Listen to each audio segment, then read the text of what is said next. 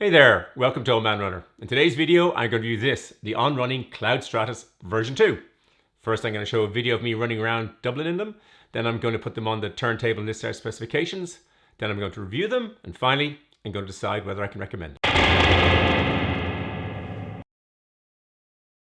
I bought these shoes because I have the original Cloudstratus model, a shoe that I particularly liked.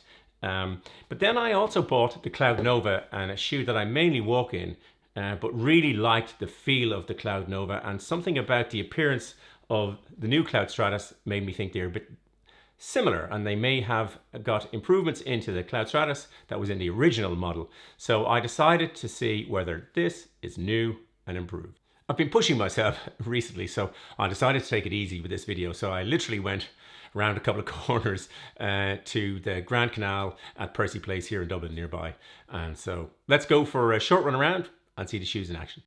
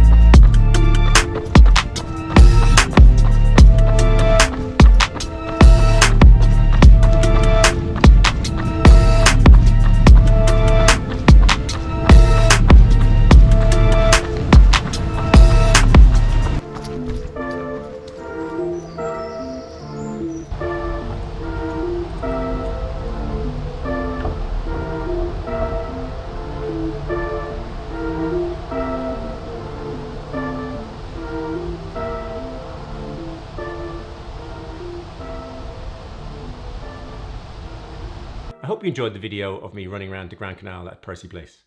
Now let's put the shoes on the turntable and look at their specifications.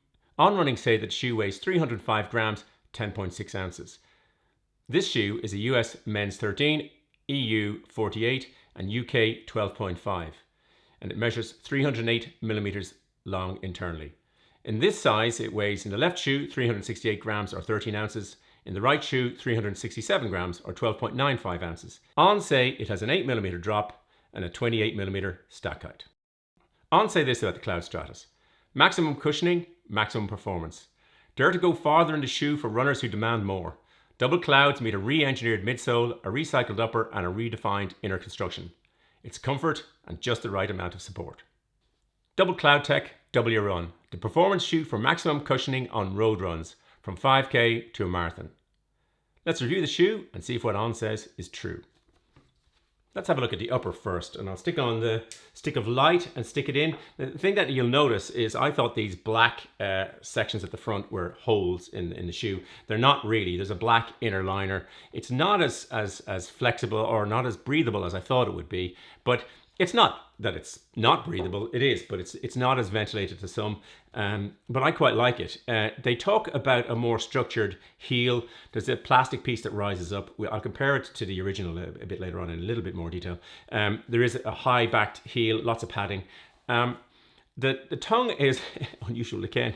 Another week goes by, another shoe without a pass through for the laces, which again doesn't bother me, but I found it unusual. But they've adopted this stretchy piece here to tuck the laces in, which I like. It's also on the Cloud Ultra, and they have the star pattern laces down at the bottom. They love playing around with laces. I mean, I don't know what it is. There's an O and an N on the heel, which I really do like. But on the original, they are with a reflective covering, which actually I would prefer. There's not a lot. I don't think there's any reflectivity on this shoe. The biggest change in the shoe is actually in the sole. So the holes in the Helian foam, the clouds or whatever, they're staggered up and down in a reasonably even pattern on the Cloudstratus 2. On this, the Cloud Ultra, it's pretty similar. I like the ride of this shoe. But on the original Cloudstratus, they're sort of staggering up and down here, and then they're very well spaced here. And I found a very vague feeling in the forefoot. I just found this very vague around here. The new one is different. What I noticed is this seems to be thicker. Now, I won't say they've got the same stack height, and I know the outside of the shoe doesn't necessarily match the inside, but somehow or other there seems to be more substance in the forefoot and a little bit more in the heel. It has the usual on difficulty. The speedboard has a big gap down here that picks up stones and gravel all the time. It's just one of those things. Every now and then you have to stop and pick out gravel. And the outsole is very thin. So the black layer and on a couple of clouds is very thin. The shoe fits well. I mean, I like the fit. They say it's wider at the forefoot, which I think it is, and I think there's more going on in the forefoot. In that respect, in terms of its weight, it's very similar to the Brooks Glycerin or the Nike Invincible Flyknit. It's a bit heavier than the Hoka One Clifton 7, about 70 grams heavier than that, but it's got a comfortable fit, but it's slightly on the heavier side for a shoe. I like to design this shoe, but I don't love it. I much prefer the original. I do there's no reflective detailing, which I mentioned earlier. It looks fine.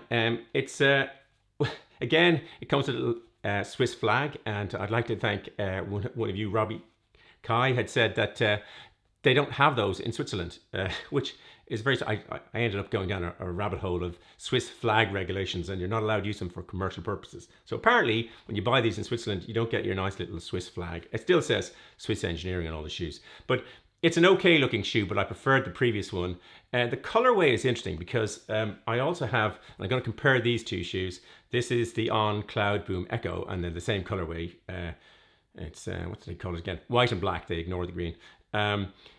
And I think they make an interesting pairing, so I'm going to make a comparison video. But oddly enough, the colorway, this colorway is not available in the women's. So although this one is, so not particularly important. But I quite like it, but not as much as the previous shoe.